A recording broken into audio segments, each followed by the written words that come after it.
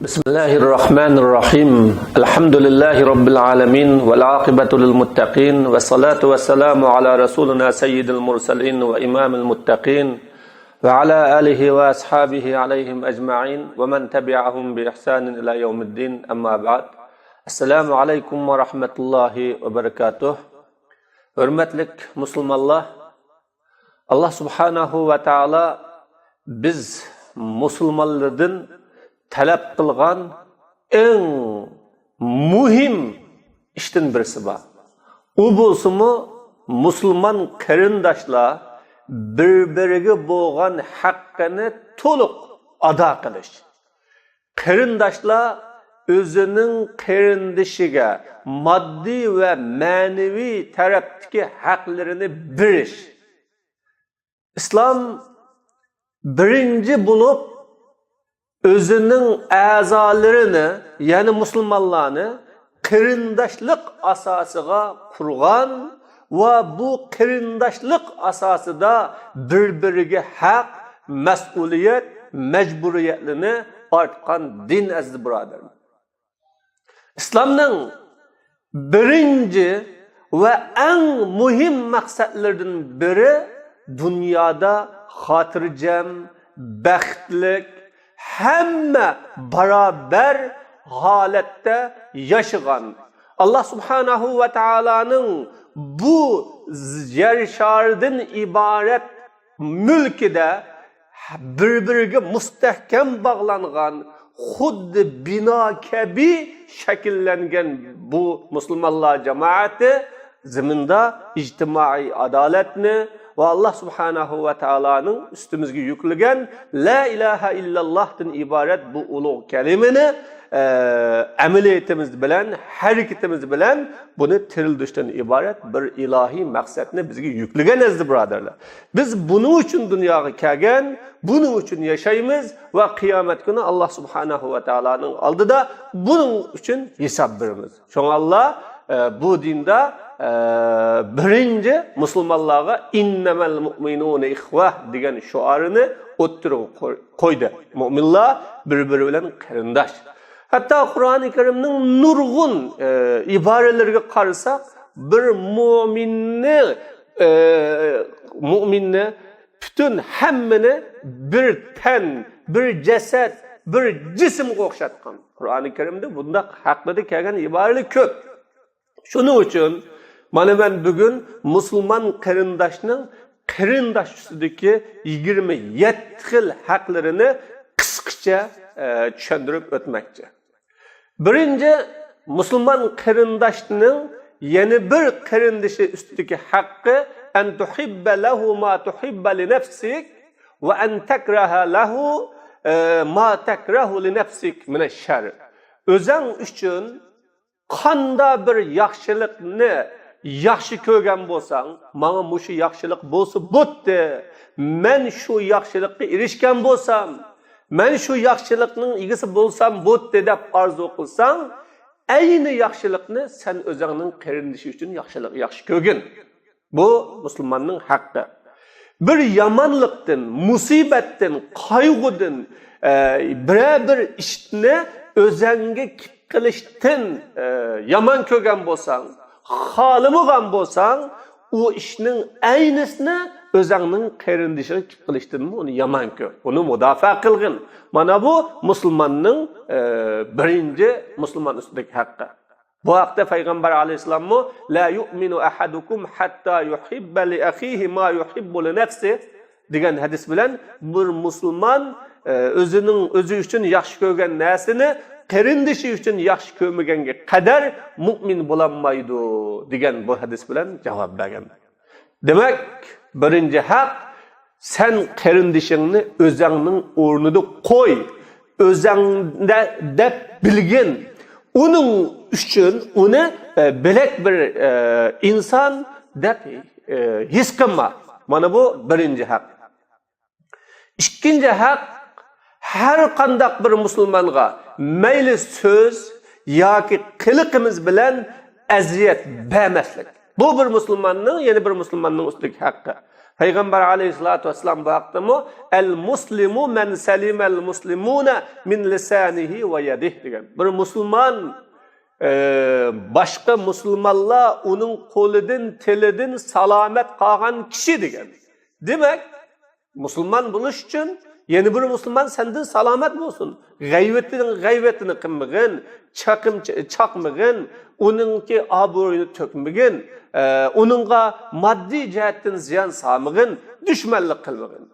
Mana bu ikinci Müslümanın hakkı. Yani eziyet vermezlik. Bir Müslüman yeni bir Müslüman'a eziyet vermezlik. Üçüncü hak Müslümanların arasını buzuş için, birbirinden yiraklaştırış için, arını parçalı ötüş için kişilerin oturusunda gep düşürmezlik. Bu bir Müslümanın hakkı.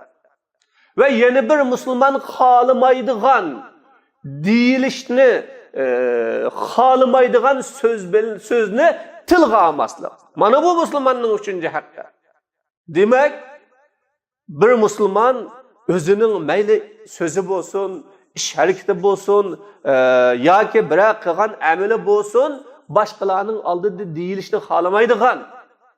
Muşu söz başkalar bir bilmegen bolsa, anlamagan bolsa, kömügen bolsa, bu Rabbim bilen mening oturamdaki hesap bulup kap kalgan bolsa degen deydigan bu işni başkalarga devatmaslik. Ve adamlarning arasını buzuş için gep düşürmezlik. Mana bu bir Müslüman üstüge hakkı birodarlar. Dördüncü hak şeriat asası üstüge kurulmagan, şer'i sebep bulmagan haletide bir Müslüman yeni bir Müslümanını 3 günden artık düşmanlık, üçmellik, adavet bilen taşlap koymaslar. Eğer gep talışıp kaldı ya uruşup kaldı ya ki malum oturusda kirişmeslik bulup kaldı 2-3 gün birbirine ta'tur qarası mı ya ki birbirinden hapolab yüzü mü buludu. Bu insanın tabiiyeti. Allah subhanahu ve taala insanı 3 gün fırsat verdi. Bu aralıkta oylanğın hatalık kimde?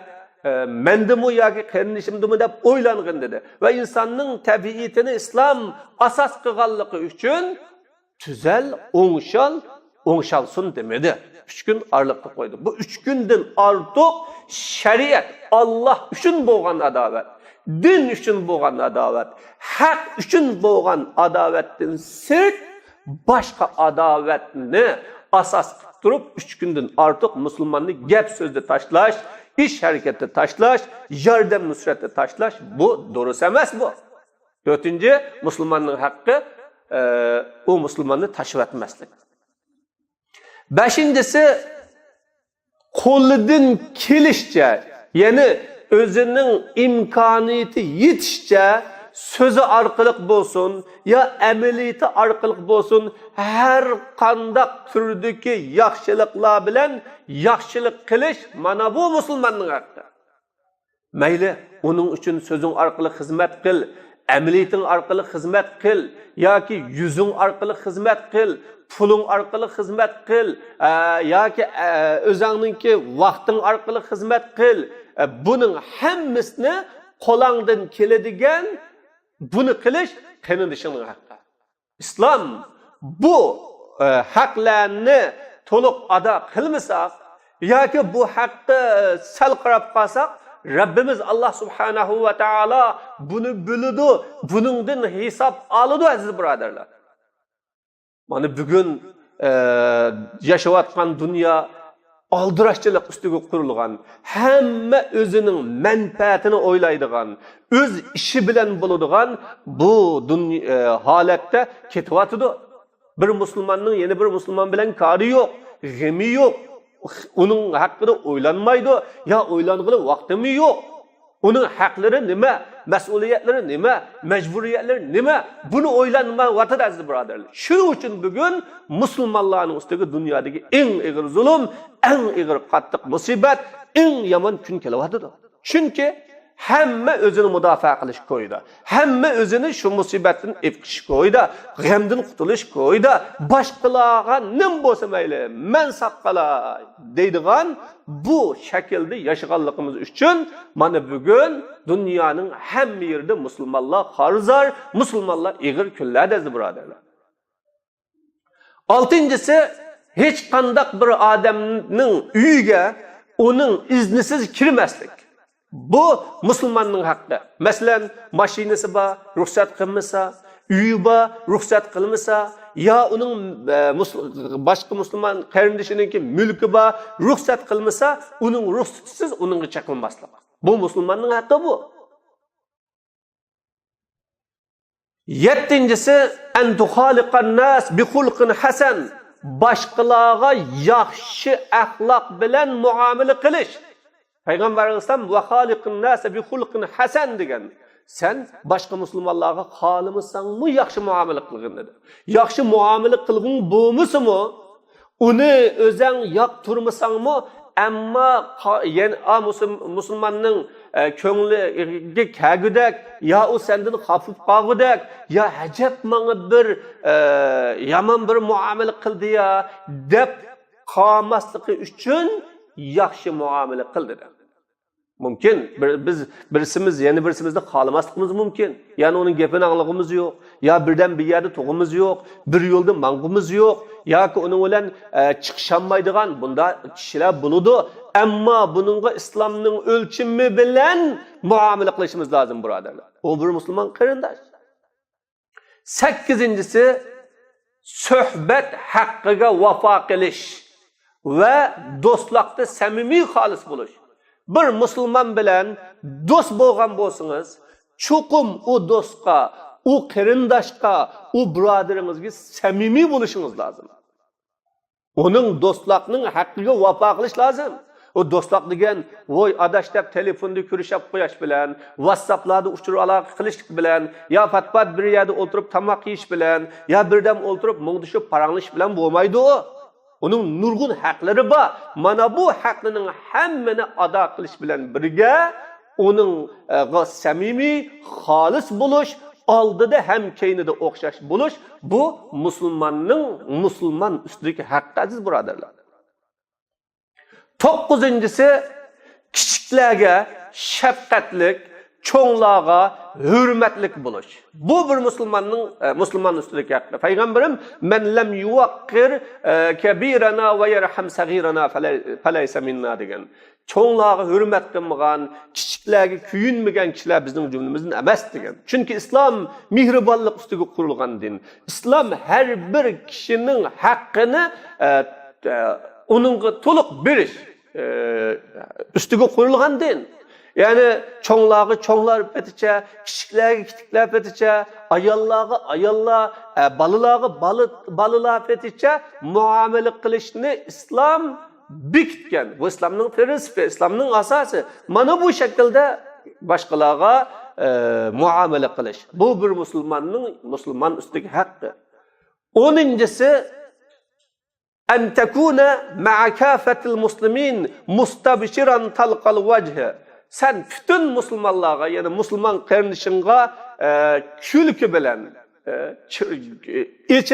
echilgan chiroying bilan bulush bir qarindishingning haqqi. Payg'ambar alayhisolatu vasallamning bu haqida va an talqaka akhika bi wajhin mubtasim sadaqa degan bir ma'noda hadis kelgan. Sen qarindishing bilan uchrashgan chig'ingda kulib turgan güzel, yani illik chiroying bilan uchrashganliging bu sadaqa degan. Demak, aziz birodarlar, qarindishimizni ko'rgan chaqda qafaqlarimiz ushirilib ketadigan muz chiroy holatda kurashmasligimiz lozim.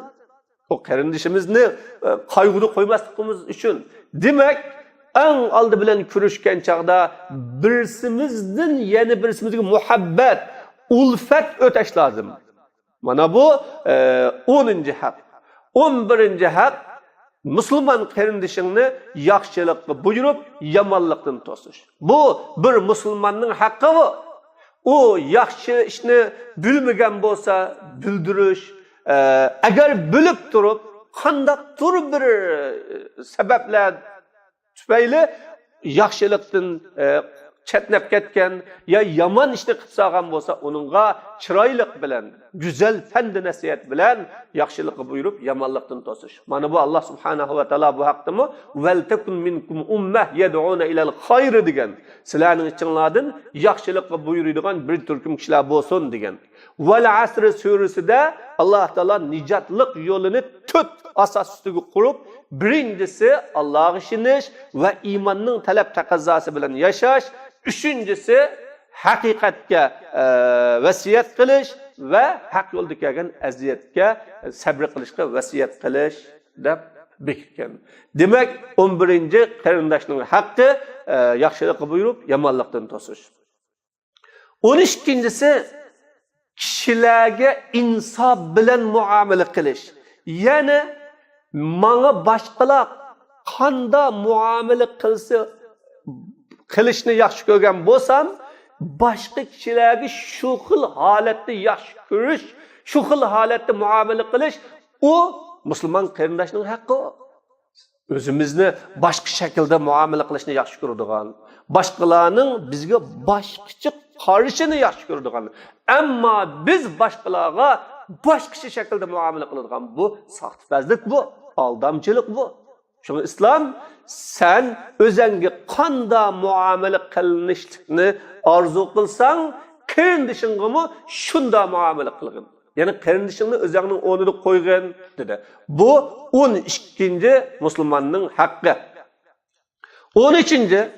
Eğer Müslümanlar öz ara talış bire işte kilişenmedi, cidelleşip kaldı, ya ki bire meselede talaş tartışıp qilib arada ko'ngilsizlik nizo bo'lgan bo'lsa, uning o'ttirisini yarashtirib qo'yish.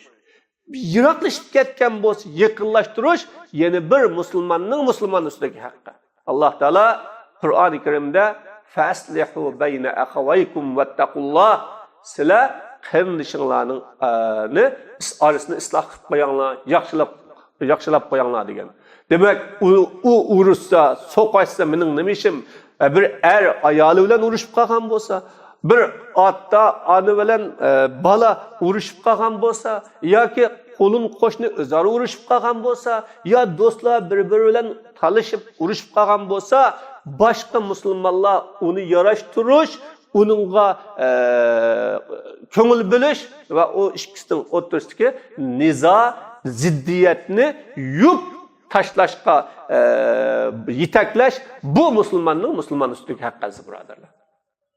Bir uyning kishi chiqib ketgan bo'lsa, uni darhol o'ngshab, shu yuchiq qolgan yuchiqni etib atmasa, u yo'g'inaydi, u bag'ansiri cho'ng'aydi, natijada bir binomi o'lib ketishi mumkin.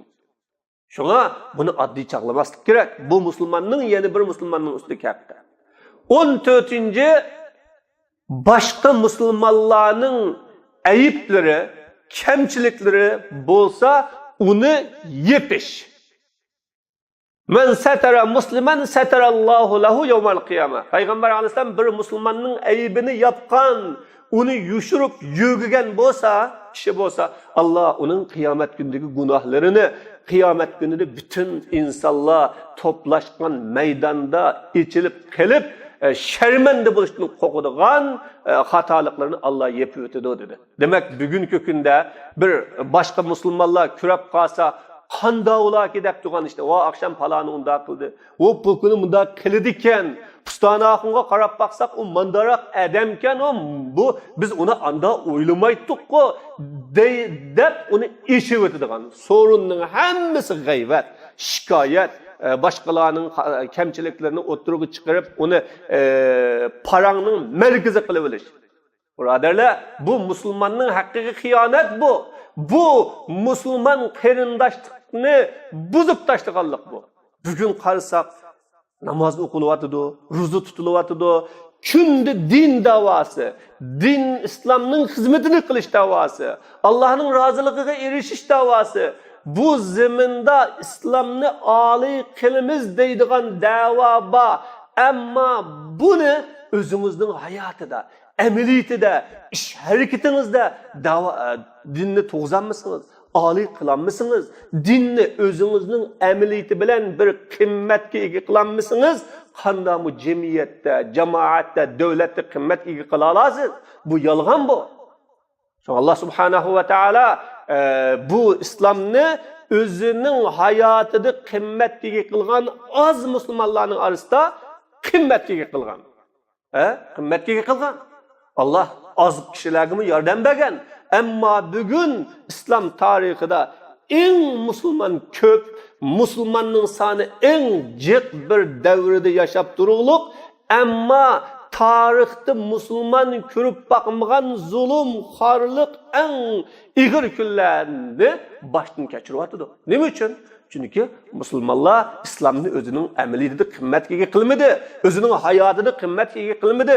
Islomni davlatda quramiz, islomni jamiyatda quramiz deydi-yu, ammo islomni o'zining hayotida qurib boqmadi, birodarlar. 15-si o'lib ketgan bo'lsa, jinoyatga qatnashib, qabristonliqlarni ziyorat qilish. Bu bir musulmonning yana bir musulmon ustidagi haqqdir. 16-si ehtiyoji bor musulmon kishilarning hammasiga sizda bir jamiyatda o'rningiz bor, imtiyozingiz bor. Kishilarning o'rtasida bir yuz obro'y topdingiz. Boshqa bir musulmon sizning qishingizga keldi, qarindishim yoki birodarim, ma ishni men qilamayotib, sening jamiyatda o'rning bor ekan, sen bu ishga yordamlash deb kelgan bo'lsa, uningga yuzingizni tanglab qilib, uning hojatini ado qilish u musulmonning haqqi. Aziz birodarlar, Alloh subhanahu va taolo har bir ne'matdan qiyomat kuni so'raydi. Mayli u moddiy ne'mat bo'lsin, mayli ma'naviy ne'mat bo'lsin. Ba'zi kishilarning oldida million dollar bo'lsa-mu, ammo u jamiyatda qimmati yo'q insonni. Ba'zan kishilarning oldida iqtisodi yo'q, ammo uning jamiyatdagi o'rni, jamiyatdagi imtiyozi necha million dollarning qimmatidan yuqoriroq qimmatga ega u. O şu obro'yini, inovatini, o'zining jamiyatdagi o'rnini ishq silib turib, musulmon qarindishining qiyinchiligini, g'amini hal qilib berishi o musulmonning haqqi. Agar uni musulmon ado qilmasa, Alloh subhanahu va taoloning oldida u uningdan javob beradi. Aziz birodarlar, bugun musulmonlar o'z qarindoshlarining haqqini ado qilishda yetersizlik qilyapti. Oldi bilan biz musulmon qarindoshlikni o'zimizning aramizda turg'izaylik. 17-si musulmon qarindishimiz bilan uchrashgan chog'ida ko'rishishdan burun salom qilish bilan birga qo'l tutishib ko'rishish. Aningdan keyin gap so'z qilish. Biz uchrashsak oldi bilan "Voy adash, nega mangding, nega ketyapsan" emas. Oldi bilan "Assalomu alaykum va rahmatulloh" uning qo'lini tutib issiq bir muhabbat bergandan keyin "Nega mangding, qanday ahvoling" deb so'rash, bu bir islomning musulmon ustidagi haqqi. Payg'ambar alayhisolatu vasallam bu haqdami la tarudduhum iza lam yabda'is salam degan. Agar u sizlarga salom bilan boshlamay gap qilgan bo'lsa, sizlar uning gapiga javob qilmanglar. Unda gapiga gap qaytarmanglar deb Rasululloh degan. 18-si musulmon qarindishingizning obro'yini, uning jinini, melini zulmdan, tajovuzlikdan to'sish, qo'g'dash o sizning haqqingiz. O bir musulmonning musulmon ustiga haqqi. Shuning uchun uni qo'g'dayman deb kurash qilish, uni qo'g'dayman deb o'tirg'i chiqish, uni qo'g'dayman deb jonni berish bu islomda yo'lliq. Alloh subhanahu va taolo Qur'oni Karimda "Ma lakum la tuqatiluna fi sabilillah" dedi. Ey musulmonlar, nim bo'ldi sizlarga Allohning yo'lida siz jihad qilmaysizlar? izilgen Müslüman erkekler, biçare ayalla, ilgi çaksız kalan balılarını qoğdaş, onun cenini qoğdaş, abroyunu qoğdaş, hayatını qoğdaş yılında nimi üçün sizler cihat kılmaşlar dep Allah Teala mana Müslümanın abroyu, inavetini qoğdaş üçün yeni bir Müslüman kendini tökeş, cenini bir işini hem Müslümanın hakkı dep bayan kılırız buradan. Peygamber aleyhissalatü vesselam el-muslimu ahul muslim la yazlimuhu ve la yahzuluhu. Müslümanın kardeşi onu taşlap koymaydı. Yardımıga muhtaç boğal vakti yardımsız koymaydı. Zulüm kılmaydı dedi. Demek sen kardeşinin abroyunu qoğdaş. Onun cenini, melini qoğdaş. Okşaş. Farklanmaydı. Bugün qarindoshlarımızın cenini qo'g'daymiz deb yugurvatimiz, ammo obro'ga kelgan chaqda suvga shungugandek shunguvatimiz dedi birodarlar. G'ayvat shikoyat. O'ltirgan so'rovlarimiz boshqalarning ayib nuqsonlarini yechib tashlash. 19-si musulmonga va'da qilib, u va'daga vafo qilish. Alloh taolo val mufuna bi ahdihim. Mümin Müslümanların sıfatı vədişki vafa kılıdı dedi. Ve avfu bil ahdi vədige turunlar dedi. Bugünkü vakit kız, iş köp, bir işini yeni bir işinin keynedin udullap koyvatkan bunda cemiyette sen karindişini vədi birip koyap, o karindişin seni kilidu, maaşta kilidu, biz uçuruşumuzda hep saklap dursa, bilek bir iş olan yürügenlik, hıyanet bu. Çünkü Müslüman, yeni bir Müslümanlık kılgan vədisi turuş lazım. 20-si, her kandak bir Müslüman için kemter buluş ve onun yoğallık kılmaslık. Bir Müslüman karindaş, özünün Müslüman karindişi için xuddi karşı taraf bu mendin tüven, yani mendin yukarı, mendin hürmetlik degen tuygu bilen muamele kılış gerek birodarlar. O degen bizden küçük ballıktı o. O degen tünügün ki kişilerdi o. Biz bölüttük bunu. Bunda muamele kılış bir Müslümanın Müslümanlık kılgan hakkı zıt bu, karşı bu. Yani her bir Müslüman özünün karindişini mendin üstün, mendin yukarı, mendin hürmetlik dep turup muamele kılış o Müslümanın hakkı bu. Allah Teala Kur'an-ı Kerim'de bana bu hakta la yaskhara kavmun min kavmin asa en yekunu hayran minhum dedi. Bir mümin, bir Müslüman cemaat yeni bir Müslüman cemaatini meskir kılmasın. Belki meskir kılmıcılar, meskir kılmıcılardan yaxşı buluşu mümkün dedi. Bugün biz kişilerin uğrunu imtiyazı bilen, ya ki onunki mal dünya hukuku bilen ölçügünümüz bilen Allah Subhanahu ve Teala'nın aldığı iman ölçem, ameli salih ölçem, belki siz bilmeysiniz ki o Müslüman Allah'ta sizden yakın buluşu mümkün. 21-si Müslüman karindişimiz hayat vaktida bolsun, ölgenden keyin bolsun onun dua kılış. Bir qarindoshga duo qilish. Qur'oni Karimda Allah Subhanahu ve Teala Rabbana la taj'al fi qulubina ghillan lillazina amanu.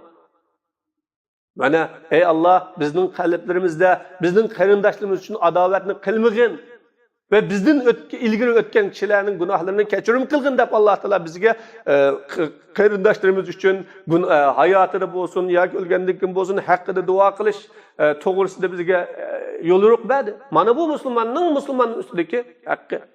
23-si seni taşıvatkan kişini sen yokla. Sil men qata'aka peygamberim senin qarindişin seni taşıvatkan bolsa aldıraş işleri sebeplik seni izleyenmegen bolsa sen onu izle yokla. Ya Resulullah ben onu yoklasam yeni izlemeydi o. Yeni yoklasam yeni izlemeydi degende peygamberim sen yokla devamla dedi. Çünkü sen onun yoklışı için emas Rabbinin rızalık için izledin. Seni mehrum koygan kişi bolsa sen onunla be.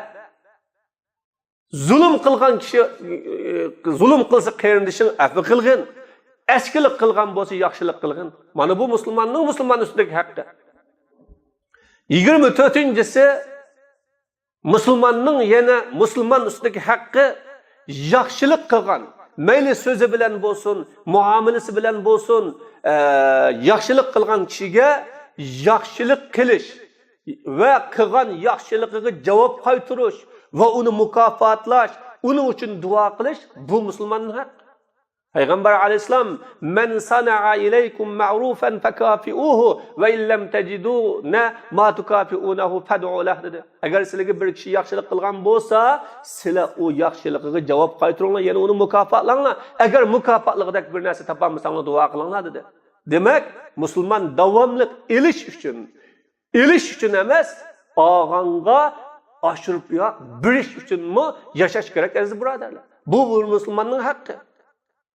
25-si, siz bir musibatga mubtalo bo'lib qolsangiz, siz u kasalga mubtalo bo'lib qolgan chaqda uningga chiroyli muomala qilishingiz va uningga yomonlik qilgan bo'lsa, yaxshilik qilishingiz lozim. Masalan, ba'zi kasallar bor, ba'zi odamlar bor, uningga shu noyat go'zal, yaxshi muomala qilish kerak.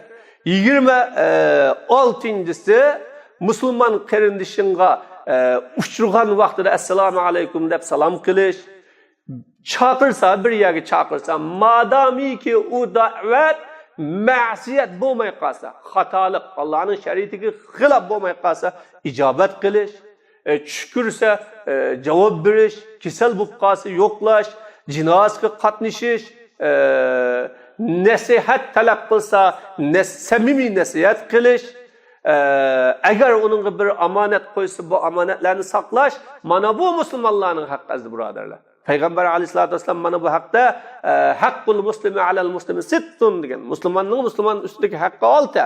Sahobalar ya Rasululloh u qaysi deganda salom qilish, kesilini kuyish, jinozaga qatnashish, duo da'vatiga ijobat qilish, taklifiga ijobat qilish, tush ko'rgan bo'lsa javob berish dedi. Demak, yuqoridagi 26 turlik haq musulmonning musulmon ustidagi haqqi. Biz bugun o'ylanaylik. Payg'ambar alayhisolatu vasallamning bu sunnatlarini, Alloh taolaning musulmonlar o'tirishidagi bu takliflarini o'zimiz ijro qila oldikmi? Buni turg'iza oldikmi? Ey musulmonlar, buning uchun iqtisod ketmaydi. Buning uchun ig'ir badallarni to'lamaymiz. Buning uchun qattiq musibatlarga yo'liqmaymiz. Bu hech qanday bir badal talab qilmaydigan, faqat siz mushuni qilsangiz va mushuni amillashtirsangiz, Alloh ajr beradigan, din o'zingizning hayotida amaliy barpo bo'ladigan, u orqali musulmon qarindoshlar bir gavda bo'lib, ustimizdagi ig'ir mas'uliyatlarni ado qila oladigan, qiyinchiliklarni qutula oladigan, kelgan turli musibatlar, zulmlar, ig'ir xafalıqlardan Alloh subhanahu va taolaning rahmati bilan qutuladigan mana bu yo'l budur. Mana bu yo'lga har birsimizning to'liq, mukammal ado qilishini Alloh subhanahu va taoladan so'rayman. Alloh subhanahu va taolo mana bu orqali biz musulmonlarni bir bino kabi bir-birimizni qo'g'daydigan, himoya qiladigan, chin qalbimizdan suydigan, oramizda na insondan iborat dushmanlar, na shaytondan iborat dushmanlar parchalayanmaydigan, xuddi bir uyul tashdek bo'g'ili Alloh nasib qilsin. Va axiru da'vana alhamdulillahi robbil alamin.